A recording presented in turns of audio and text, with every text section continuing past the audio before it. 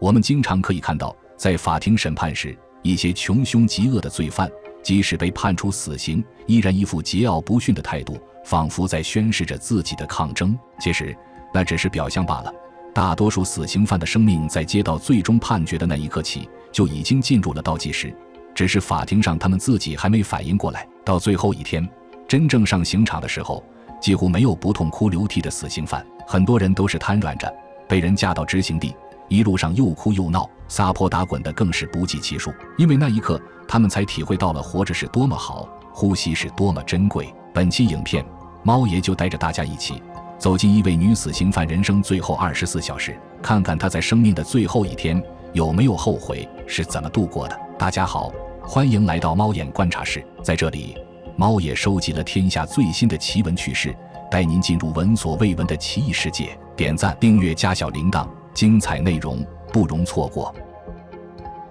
艾红因为故意杀人罪被判处死刑，并于2016年7月11日执行。从外表看，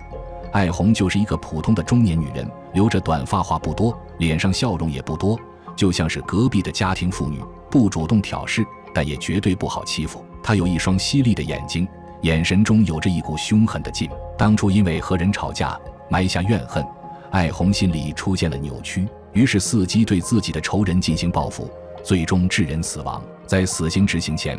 艾红已经在看守所度过了整整3年，期间出席了多次庭审。她也曾经幻想过某次庭审时自己能由死刑改为无期徒刑，哪怕是死刑缓期2年执行也行。可这一天他永远没有到来。在最高法院的最终判决中，艾红依然被判处死刑，并核对了具体执行日期，也告知了看守所和他本人。早晨8点，狱警前来核实身份，并告知艾红24小时后将被带去执行死刑。他明白自己人生的终点终究还是提前到来了。好心的狱警告诉他，现在他可以提一些最后的要求，只要不违背原则，众人都会帮助他完成，不让他带着失望离开。艾红点了点头，申请了一支新的中性笔。他说现在最想做的就是写完自己从被关进看守所时就开始写的那封遗书，因为原来那支笔出水不好，所以他的遗书一直没能写完。与其说是遗书，在艾红眼中更像是一部自传，详细介绍了自己的生平。他希望自己的遗书可以被公布，被更多的人看到。遗书长达8页，艾红断断续续写了3年，直到行刑前的24小时才真正开始结尾。是真的不好写吗？是原来的笔真的不好用吗？恐怕只有一红自己知道。他天真的安慰自己，只要遗书没写完，自己的生命也就还没结束。但今天再也无法拖延了，所以整整3个小时，艾红一动不动地坐在桌子旁，奋笔疾书，最终完成了自己的遗书。这期间，不管是狱警还是旁边的女囚，没有人去打扰他。在那一刻，仿佛一红的世界中只有他一个人。下午2点，简单吃过午饭后，艾红就像其他正常女囚一样参加放风活动，和众狱友有说有笑，完全不像一个即将离开这个世界的死刑犯。正当她和看守所认识的闺蜜在晒太阳聊天时，一名狱警冲着她微笑着招招手，手中提着一个红色的袋子。艾红看到后立即开心地蹦了起来，她知道心心念念的新衣服到了。这是她向看守所大姐提出的一个额外要求，请求她帮自己买一件喜欢的新衣服，作为自己人生路上最后的穿着。其实易红的柜子里还有好几身新衣服，都是家人们来看她时带给她的，但是监狱中大部分时间穿的都是规定囚服，也只有半夜里或者特殊节日里才能穿1-2件，所以有很多艾红一次都没穿过的新衣服。可她并不想穿着那些新衣服上路，她想穿一件从外面新买进来的衣服，没有沾染监狱里空气的崭新衣服，来走完人生最后一程。因为提前告知了看守所大姐自己想要衣服的颜色、大致款式和尺码，所以衣服非常合身。艾红开玩笑地说，大姐的眼光真好，自己非常满意。看守所大姐听后开心地点了点头，回过头离开的时候眼角也有泪水。3年了，虽然艾红是个死刑犯，但她本质不坏，只是当初没控制住情绪冲动而已，现在为自己的冲动接受惩罚。毕竟是一个生命，所以看守所大姐唯一能做的就是尽量满足艾红生命最后的要求。到了下午4点多的时候，家人们来看艾红，这是她这辈子最后一次见到家人，也是家人们最后一次看到活着的他。自此以后，天人两隔。走出监牢前往会见事实的时候，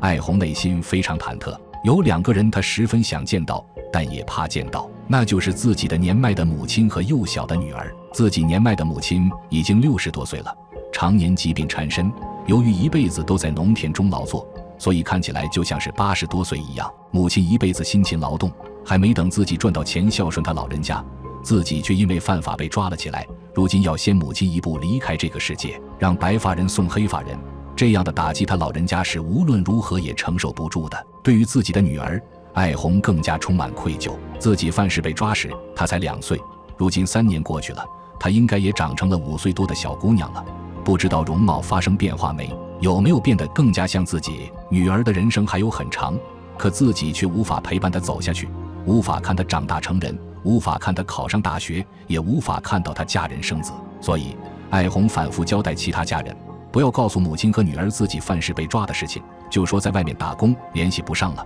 过2年就回家。可毕竟是人生最后一次见亲人，艾红内心对于母亲和女儿还是非常思念，所以她既憧憬见到他们，又怕见到他们。好在家人们还是很尊重艾红的选择，继续瞒着母亲和女儿，这次没有带他们来。见到亲人的时候，艾红的眼泪一度在眼眶中打转，看到对面哭泣的家人，她也忍不住哭泣。但一想自己现在唯一能做的就是假装坚强，这样家人们的痛苦就会少一点。她强忍着眼泪，故作镇定地交代了一些后事，把遗书交给家人后，就笑着返回了房间。在转身的那一刻，有一滴眼泪还是不争气地流了出来，他赶忙借招手的动作掩盖了过去。这一转身就是永别。到了晚上6点，该吃晚饭了。当晚监狱里的饭原本是米饭，可厨师长听说了今天是艾红最后一餐晚饭，所以征得所长同意后，特意做了一碗艾红最爱吃的清汤挂面，加了2个水煮鸡蛋。这样的搭配是艾红最喜欢的。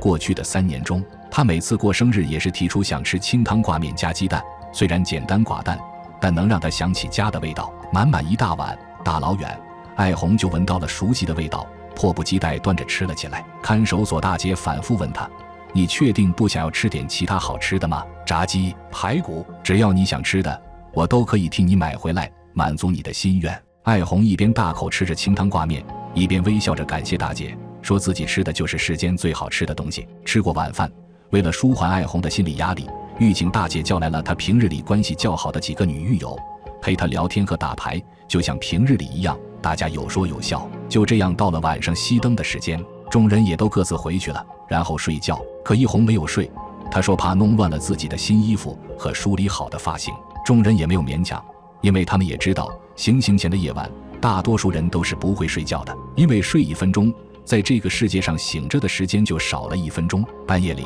艾红的房间传来了抽泣声，断断续续，没有哀嚎，可以看出她在努力克制自己。第二天早上7点多，法院、狱警等众多执行工作人员再次前来核实身份，并准备带她前往刑场。厚重的镣铐，复杂结实的死囚捆扎，然后就是押赴刑场执行了。这一刻，艾红望了眼头顶温暖的阳光，回头向平日里照顾自己的看守所大姐微笑致谢，随即转身上了刑车。没有挣扎，没有哭泣，更没有撒泼撒混。在旁人眼里，这个女子真坚强，在行刑前都能这么平淡。可只有一红自己知道，在双脚迈上刑车的那一刻，自己的双腿都是颤抖的。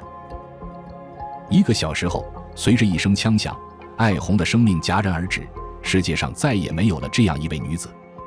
好了，今天的内容到这里就结束了。本期影片猫爷也是想警醒所有的人，生命只有一次，莫要犯法，提前迎来生命终点。最后再求一波点赞和订阅，如果你喜欢我的影片，千万别忘了按下小铃铛，这样才不会错过接下来的精彩影片。我们下期节目不见不散。